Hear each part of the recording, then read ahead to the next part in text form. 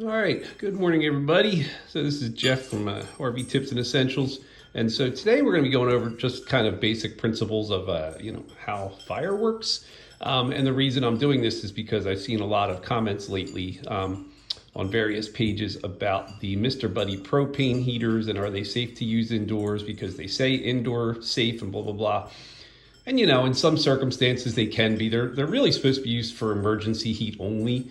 The biggest problem that I see with them, and I've done a lot of research into this stuff, is that they have that open flame in the front. So if something falls into it, or say a pet gets near it, or a child, I mean, you have a fire hazard and you have a burn hazard, and those things burn hot. I've had the Mr. Buddy propane tank top heater, and it can be a little scary if you think about all the things that can go wrong. Tip over hazards, and I know they have tip over protection, but it doesn't always work on things. So, and I also saw a video one time about people in a tent, and they were starting to feel nauseous and lightheaded, and the guy held up a lighter, and the lighter wouldn't stay lit. But as soon as they opened one of the flaps on the tent, the lighter would stay lit, showing that there was high levels of carbon dioxide and low levels of oxygen in the tent. So this is essentially what this is doing. This is just your normal kind of Yankee Candle thing, burning fine, There's it completely open. All right, and then you put the top on a little bit halfway. It's fine halfway, There's heat's able to get out, that some oxygen's able to get in. However, most people in the winter, they try to seal their campers up pretty tight, and some people go a little crazy. Now, the problem with an indoor propane heater in a situation like that is that as you start to close off this more and more, let's see if it's getting a little hot, see if we can do that. Nope, there goes your flame.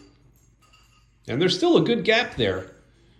And that flame's still barely lit. But what's happening here is all the hot air is coming out. Hot air rises, right? Cool air sinks. So the hot air is coming out. The cool air has no way to get in for a little bit. So now it's cooled down a little bit because the flame died. And the cool air was able to sink in there for a little bit. I would imagine pretty soon it's going to start going down. There it goes down again. And this is what can happen with your propane heaters if your place doesn't have enough ventilation. Number one, it's going to fill up with a lot of moisture because propane has a lot of moisture in it.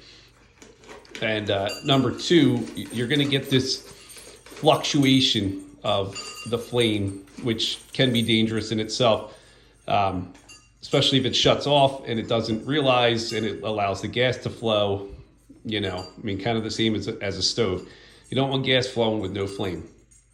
But this just goes to show you that you don't have to have your place completely buttoned up for this kind of thing to happen.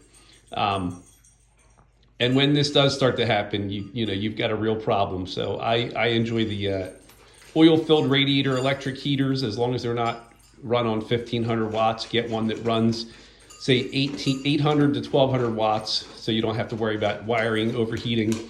Or a second, I'd just say just an electric space heater. If you want to go the electric side, no extension cords. And then if you need to get something like a Mr. Buddy, honestly, I'd go with a diesel, like a V4 diesel heater. With those, you can keep the heater outside. If you want to build a little cheap box around it, you can. But you can keep the heater outside, all the exhaust outside, and just run the tube to the inside of your RV, and those things get like 12 hours per gallon of diesel, and you can buy the diesel that's cheaper because it's the diesel that's not meant for vehicles. They have some just terrific reviews if you watch YouTube videos and whatnot online. Those are great. So, all right, thanks for watching.